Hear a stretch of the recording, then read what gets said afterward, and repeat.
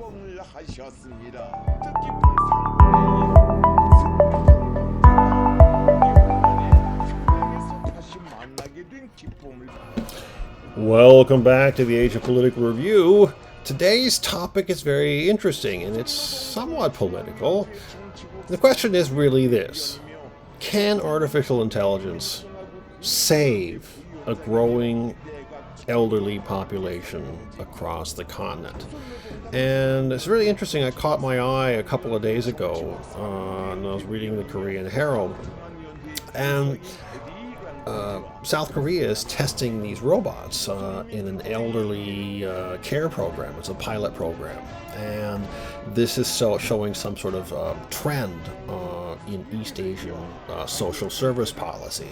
And Korea is treating these AI companion robots to fill gaps in senior care, particularly after the COVID-19 pandemic, which worsened isolation, particularly among adults living at home alone. And the robots are designed to monitor seniors, to send alerts if there are no movement, and to share basic companionship through reminders, through songs, and other sort of basic conversation features. And one of the most well-known robots, this has been reported the last several weeks, this is called Hyodol.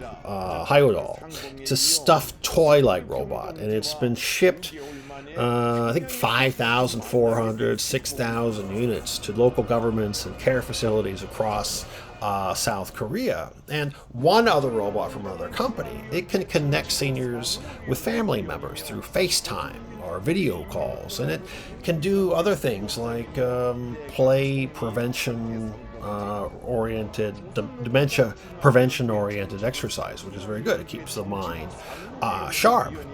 And early studies suggested that seniors felt more encouraged, less depressed, and more active when they used the robots. But that doesn't mean that the robots didn't confuse or frustrate users, particularly when they didn't understand the speech or it failed to meet their expectations for two-way conversation. And the other end of the spectrum is that some researchers discovered that people began to treat the robot like a person after months of use. So they became sort of attached to it.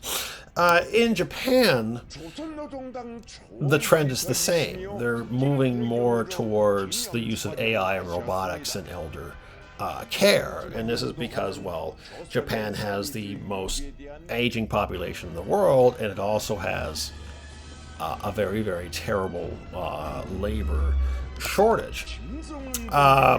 Japan's elder population is the largest, or among the largest in the world, depending on what you read. But the statistics by the Japanese government say that people over the age of 65 are about 29% of the population, and that's quite alarming.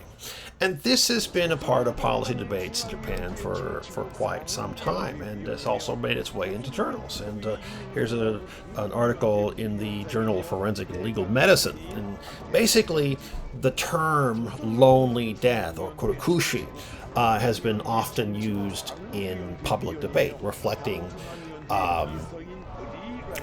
concerns about isolation among older adults. And the media and the government continue to frame loneliness as a serious social issue among older seniors, particularly for those who are living alone, people who are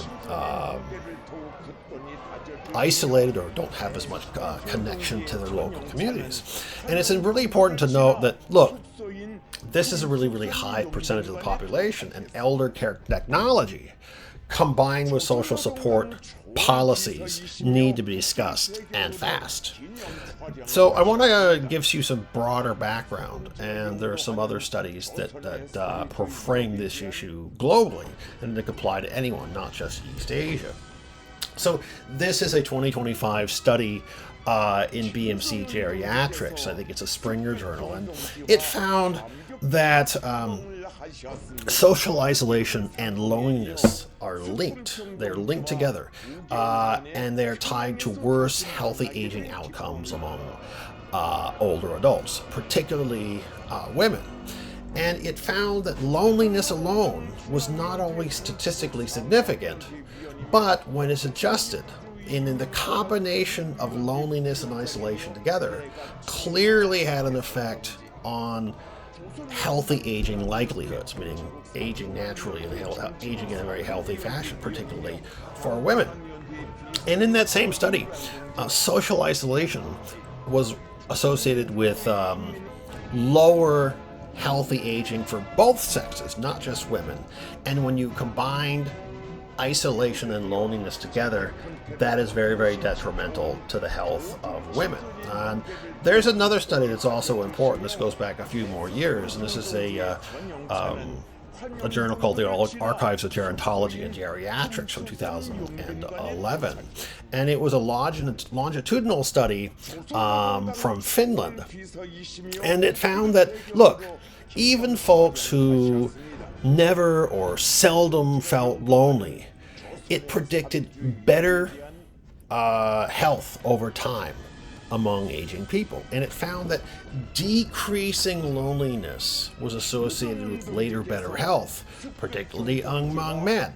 So when you take the two together, it suggests that the combination of objective isolation and subjective loneliness is a very, very important factor to watch, rather than just loneliness alone. And this is really important because Asian governments are pushing solutions like AI as care solutions, but the evidence suggests that loneliness and social connection remain central to the health of older adults. Look, AI can help, but it cannot replace human-to-human connection. As they say, no man is an island unto himself. So for practical concerns, for Japan, statistics on loneliness have to be interpreted alongside living arrangements, the social contact in communities, and access to social care, access to nursing, access to healthcare, not as a standalone measure. You can't rely on AI alone. So the strongest evidence here I suggest here is that, look, AI can help fill gaps in care, obvious, but it can't replace the time-tested, real-world connections, human connections for older adults. So let me know what you think. You can talk in the comments. I've never really gotten a comment yet, but that's okay. Tell me what you think. This is a really, really important issue, and it's just too much of a hot topic to pass up. So let me know what you think. And don't forget, as always, to like and subscribe, and I'll see you next time.